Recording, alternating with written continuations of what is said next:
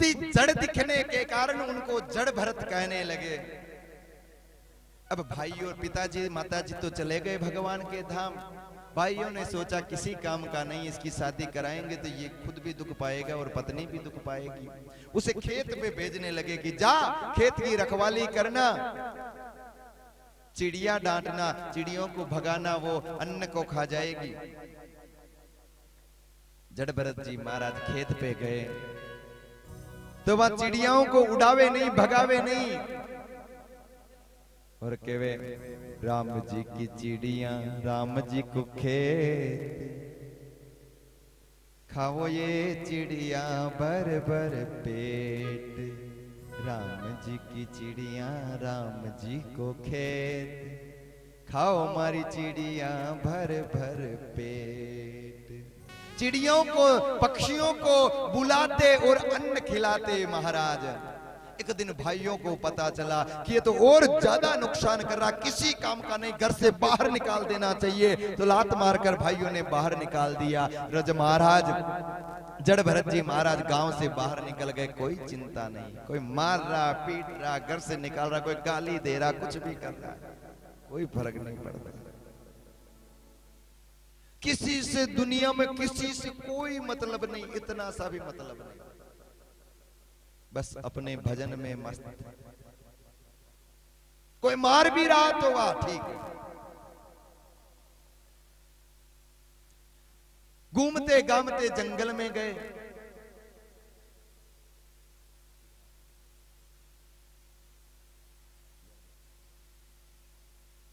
महाराज घूमते गामते जैसे ही जंगल में गए, और जंगल में गए तो वहां पे भीलों की बैठक हो रही थी, मीटिंग हो रही थी आदिवासियों की। विचार कर रहे थे कि अब समय बहुत आ गया, अपने कई दिन हो गए मां कालिका को अपन ने बलि नहीं दी, तो अपने को नर बलि देनी है, तो कोई बढ़िया सा नर लेके आना पड़ेगा। वो तो जंगल के जंगली जो थे आदिवासी निकले, और बाहर जाकर के जंगल से थोड़ा बाहर जाकर के देखा तो जड़ भरत जी महाराज नजर आ गए। तो उन सभी आदिवासियों को, उनको जंगलियों को वो पसंद आ गए कि अरे बड़ा हष्ट पुष्ट शरीर है, इसको तो कुछ खिलाना पिलाना भी नहीं पड़ेगा, और मां कालिका भी बड़ी प्रसन्न हो जाएगी, कैसी सुंदर बलि दी। उसको पकड़ करके ले गए, चोरों के सरदार में के पास ले आए। सरदार ने कहा इसको नहलाओ धुलाओ खिलाओ पिलाओ मस्त रखो इसको। आ रही अष्टमी, अष्टमी रविवार के दिन इसकी बलि देंगे। जब इसकी बलि देंगे तब इसकी पहले पूजा करेंगे।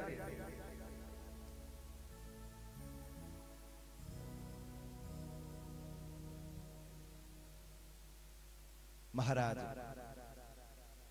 उसको जड़ भरत जी महाराज को नहलाया गया, धुलाया गया, नए कपड़े पहनाए गए, श्रृंगार किया गया, पूजन किया गया, तिलक किया गया, और मां कालिका की मूर्ति के सामने ले जाकर के खड़ा कर दिया। जड़ भरत जी महाराज के मुख पर जो मुस्कान पहले थी वो भी आज है।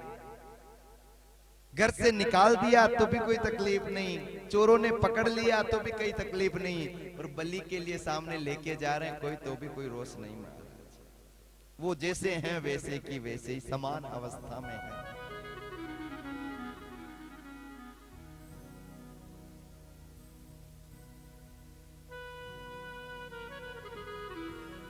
जैसे ही चोरों के सरदार सभी इकट्ठे हुए, मां काली का स्तुति करने लगे, ध्यान करने लगे, काली काली महाकाली काली के परमेश्वरी। सभी चोर लोग उनको प्रणाम करने लगे, और जड़ भरत जी महाराज को सामने लाकर उनका सर मां काली के चरणों में रखा। चोरों के सरदार ने हाथ में खड़ग लिया, और खड़ग लेकर महाराज जड़ भरत जी महाराज के ऊपर प्रहार करने लगा। जैसे ही जड़ भरत जी महाराज के ऊपर वो प्रहार करने लगा, इधर महाराज बादल गरजने लगे, बिजली चमकने लगी, गड़गड़ाहट होने लगी। मां भगवती प्रकट हुई, चामुंडेश्वरी, दुर्गेश्वरी, महिषासुर मर्दनी का प्राकट्य हुआ। मां भगवती ने चोरों के सरदार का हाथ पकड़ लिया और दूर फेंक दिया और कहने लगी, अरे दुष्ट, मैंने कब तुझे कहा कि तू मुझे नर की बलि दे या जीव की बलि दे। मां भगवती प्रकट हो गई, प्रकट होकर के रोष करने लगी, क्रोध करने लगी, अरे दुष्टो, तू एक भगत की बलि देना चाहता है। और सच बात यही है महाराज, देवता कभी आपसे बलि नहीं मांगते, वो तो आपसे आपका बलिदान मांगते हैं।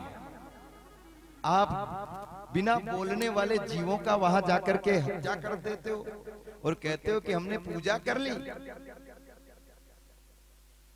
देवी प्रसन्न हो जाएगी, भैरव प्रसन्न हो जाएंगे। वो कोई आपकी पूजा है? अगर मारना ही है तो खुद को मारो।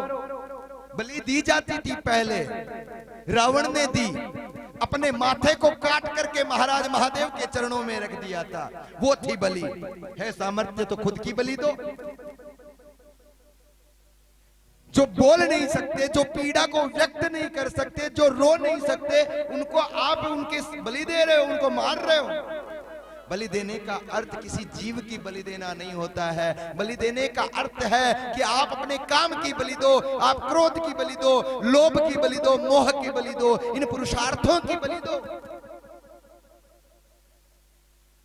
आप अपने मोह की बलि दीजिए कि मां भगवती, मैं तेरी शरण हूं, मैं इस संसार से विरक्त होकर तेरे चरणों में आसक्त हो रहा हूं, और अब तू, मैं इससे विरक्त होकर तेरे चरणों में आसक्त हुआ हूं, अब तू मुझे संसार से मुक्त कर दे।